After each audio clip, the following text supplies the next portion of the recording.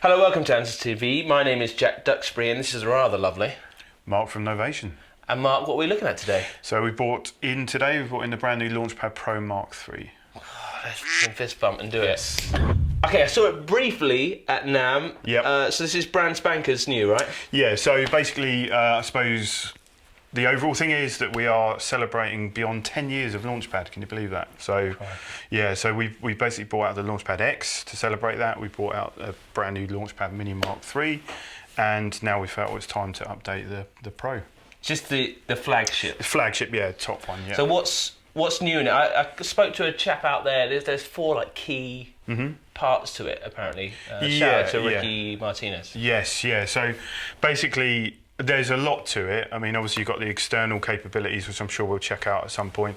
But the fact that you've got a 4-track sequencer built in, so essentially you've got a sequencer mode, you've got 4 completely independent sequences, so they can do a variety of different things. That, you know, they can go forwards, backwards, they can just do these mad things, but you can sequence up to 4 separate things. So that could be like hardware channels in Ableton Live or anything like that. So the sequence is a big thing. The Chord Mode, which is fantastic for getting ideas out. People like me that are perhaps a little bit like funny with their music theory. Right, okay. So there's a really detailed Chord Mode which can help you get sort of melodies, ideas, chord progressions, things like that. There's a super customizable note mode, but as well the custom modes are pretty awesome as well. So on the Launchpad Pro you get like 8 different custom modes. So basically that's a way that you can create 8 different like mappings or skins, whatever you want to call them, but basically have 8 versions of your own Launchpad maps that you can play around with your own hardware. So if you wanted to play like peak, for example, in scale, you could put a scale keyboard on it. You could put, you know, CC, you could control, you know, filter cutoff, sweeps, stuff like that. So and each one of those customs is, and you design it, your sandbox to play with that. Exactly. So we have something called components where you just log on. You basically have your Launchpad grid, and you can say, right, I want a scale keyboard. I want a drum pad layout. I want some faders that control this particular CC on my synth, and they'll open a filter, close a filter. They'll turn on reverb off. You know, you can do program change stuff, like madness. Well, I'm down. 8 versions of them. Yeah. Should we have a look at some of it? Yeah, absolutely. Yeah, totally. Okay, we're going to roll with the sequencer first. Yeah, so basically, as we said, we've got 4 completely independent sequences. So the way you access them is at the bottom here. You can see they're all color-coded and lit up. And as I said, they can control just different things. Either, you know, use Ableton Live as a sound source, use your synth collection in the studio or on stage, anything you want. So the sequencer itself, at the moment, we're just literally borrowing the sounds from Ableton Live. There's a drum rack open. I think it's got just like an 808 kit. So we've got our drum grid style layout, but we can basically change the way we want the sequencer to look. We hold Shift, press sequencer, and we get all the settings, which, you know, to the naked eye, there's a lot going on. There's a lot of, looks cool. Yeah. I've got no idea what's going on there. There's a lot going on, right, well, let's explain it. So at the moment, we basically have, you know, if we go back to the sequencer, we've got a 32-step sequence going at the top. Brilliant. And then we've got what we call the play area down the bottom. So if we hold Shift in sequencer, we can change the play area. So at the moment, it's a drum grid.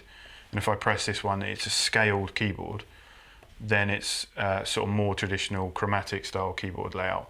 So we can change the way that it looks and we interact with it.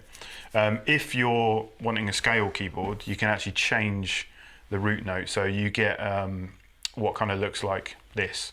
Essentially, that's a scale keyboard, which we'll show off in a moment. But you can change the root note. So at the moment, it's always default. The root note is C. We can change that to like D, you know, so on and so forth. And you can actually change it within the scale of your choice as well.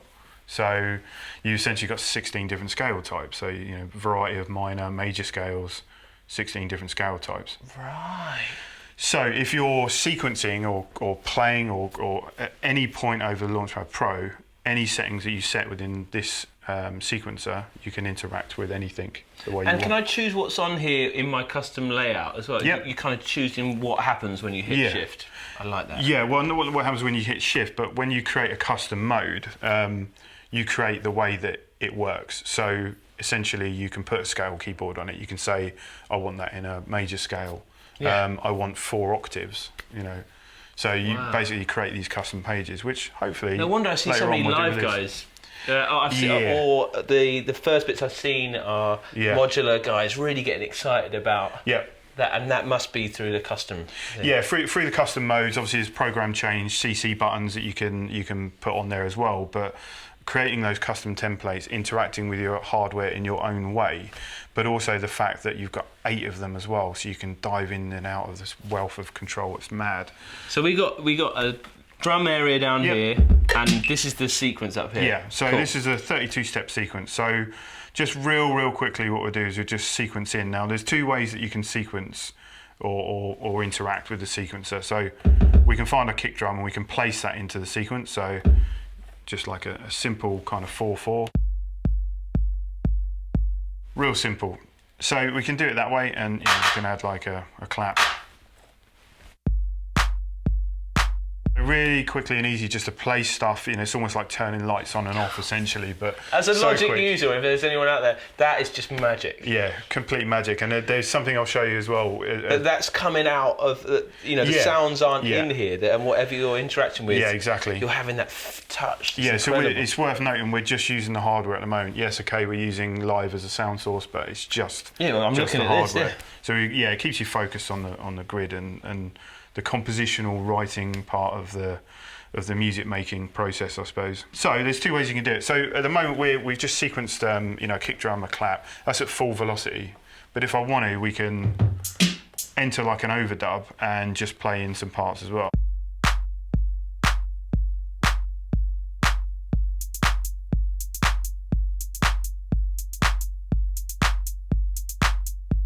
Really kind of easy, and any sloppy kind of playing, it's sort of quantizing and snapping and quantizing as well, which is good. But the difference is that if I play them in live, this is a velocity sensitive pad. So it's tracking that velocity and then inputting the velocity into that step.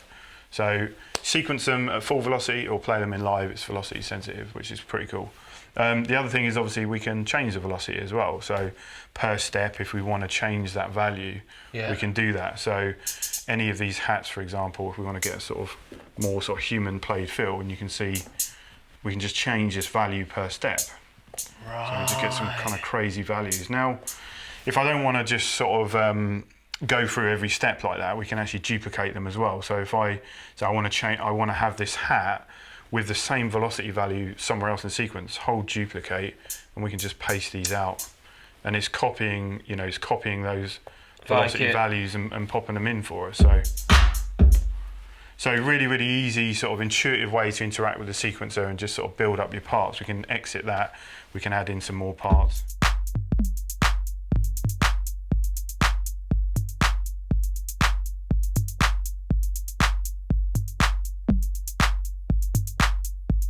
So there's loads of ways we can just interact with the sequencer, build up your parts as well. I just feel, if you're not in the store as well, what they feel like.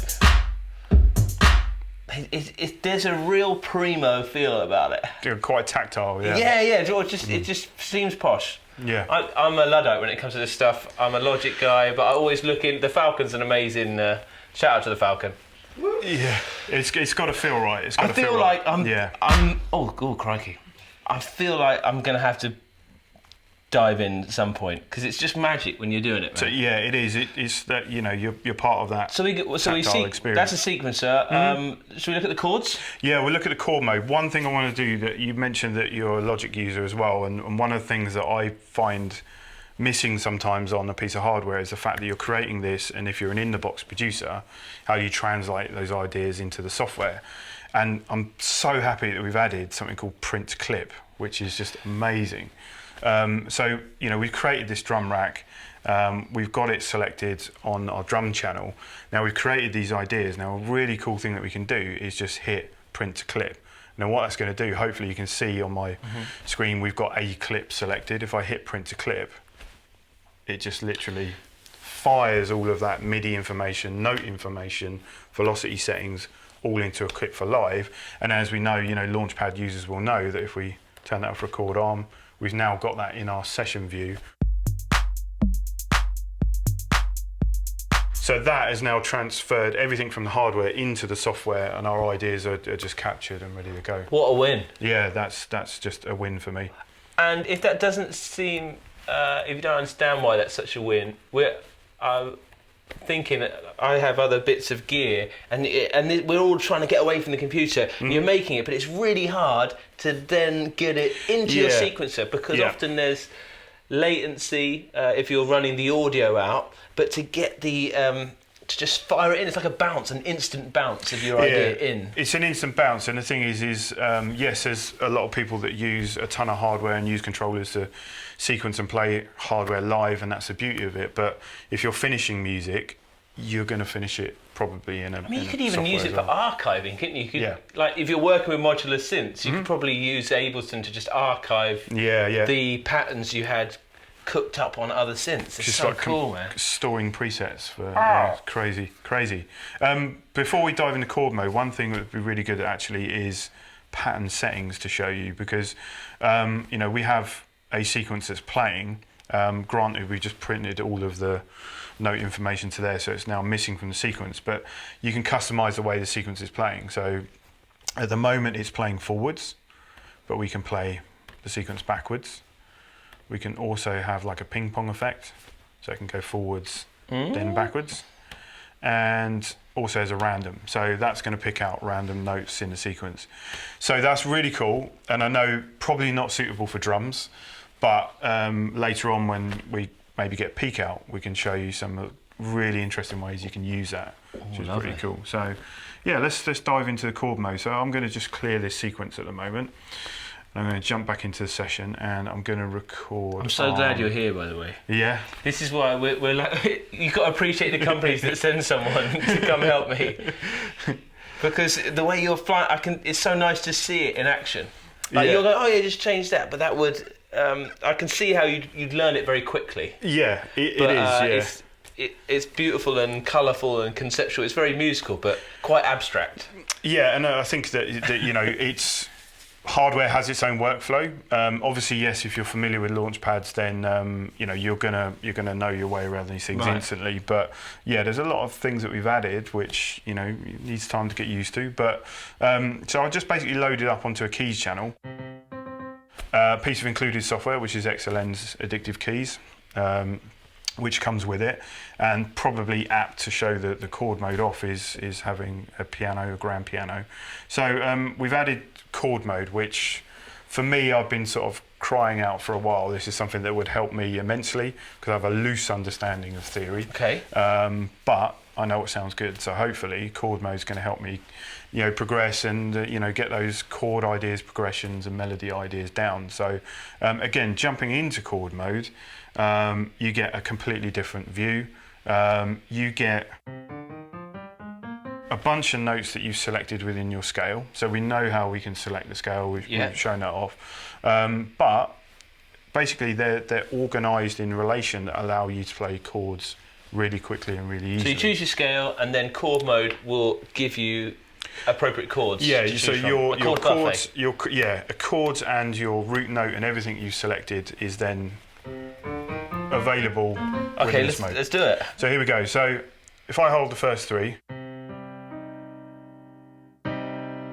yeah, just like a triad, right? Yeah.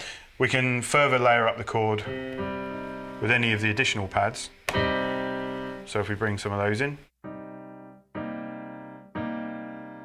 Yeah. Extensions on above, yeah. Yeah. And then holding any three of them will produce a chord as well.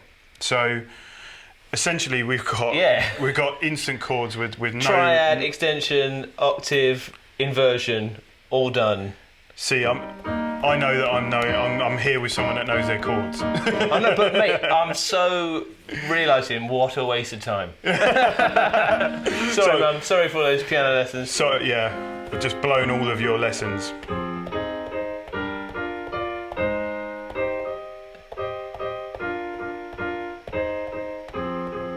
So, and one of the really good things is I can't believe it.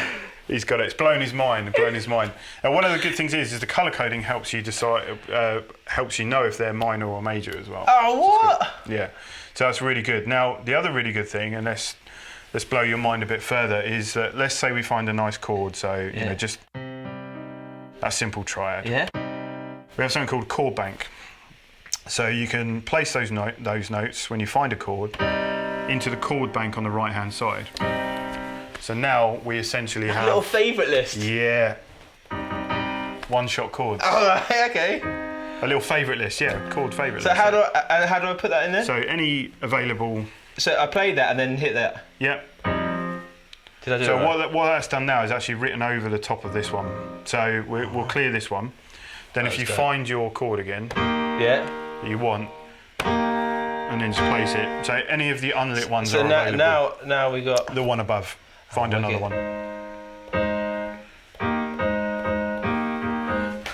So essentially, you've got one-shot chords.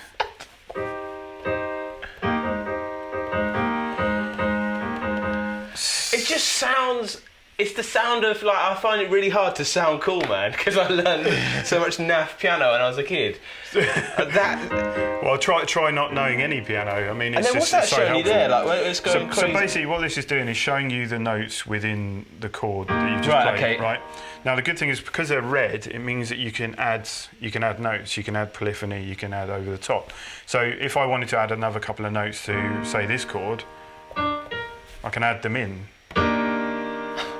Right, because that's still So you're like, I like a chord, but it could be a bit fruitier. Yeah, and then you can exactly. find a fruitier note. Add it instantly. Now the other good thing as well, and I know you'll appreciate this as a keys player as well, is you've got chord lock. So if I was to want to freestyle over the top of any of these held chords, I couldn't do it because I'd be adding notes, right?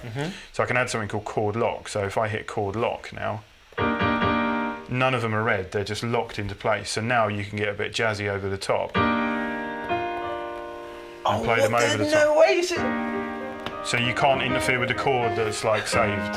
So.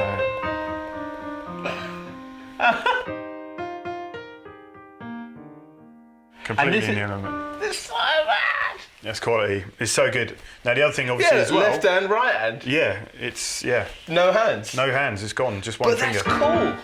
How fun.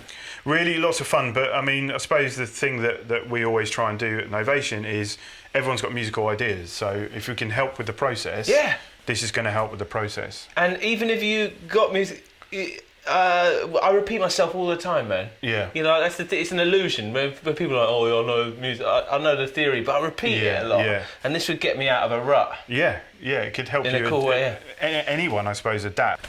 But yeah, I mean, the thing is as well is that the other thing you're going to want to do is sustain them as well. So you know you've got this chord, but this thing here, this pad, will help you sustain that as well. So sustain pedal. Yeah. I'm getting it, man. Basically, you've got a sustain pedal as well. So that in a nutshell is chord mode. Now, obviously, if you go to the session view, you can record in and record those chords into your clip view in Ableton, and you've got instant melodic inspiration into your project. You must be loving this. Me, I'm absolutely loving it. It's just, you know, I'm from the way where, you know, 20 years of DJing, got a good keen ear, and I can just draw them in. And I'm like, yeah, okay, that's a chord, that sounds nice, and work on the basis. But this has just helped me no end. Oh, fabulous, man. Yeah. So that's chord mode. Note mode? Note mode. Yeah, we can cover that with addictive keys as well, actually. So yeah. What else do you get in there in the package? So software-wise, I mean, it's our biggest ever bundle at the moment. So you get addictive keys, you get inducted in something we call Sound Collective, Novation Sound Collective, where basically we give away a free plugin.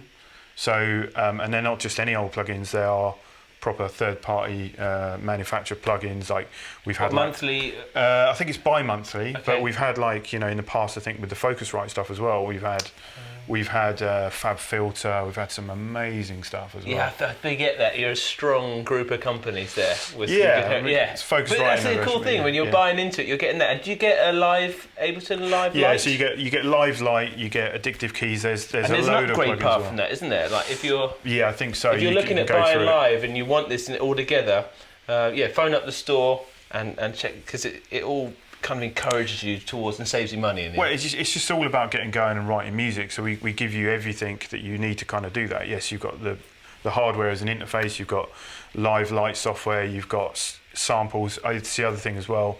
You get free 2 months membership to Splice as well, which everyone who's into producing electronic music production, especially I suppose, are using Splice. That's a good little sweetener, isn't it? Yeah. The Falcon looked excited there. Yeah, so yeah, Splice membership as well, so that's pretty cool.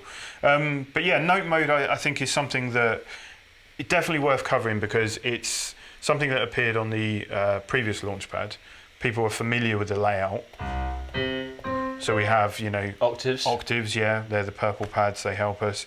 And that's my scale. That's your scale, yeah, so any of the blue notes are your scale. There you go. So any of the unlit pads, okay, I see what you mean. they're out of scale. And then obviously shift and note, and we can change that scale. We can change it to a major, back to a minor.